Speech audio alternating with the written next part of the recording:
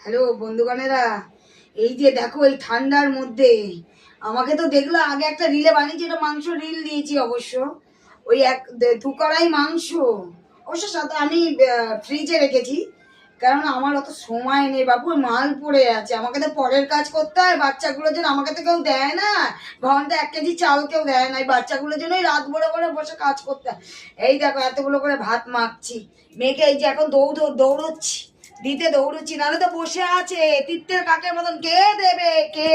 কেউ দেবার নেই। যাক বন্ধুরা, নিচে যাচ্ছি।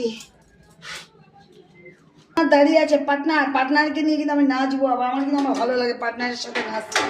আমার পার্টনার আমার সাথ দেয় না।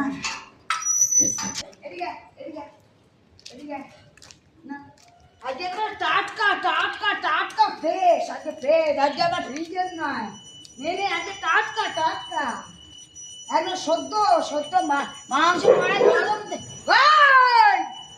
গরম কড়াই থেকে নেমেছে, গরম কড়াই থেকে নেমে দিয়েছি বন্ধুরা।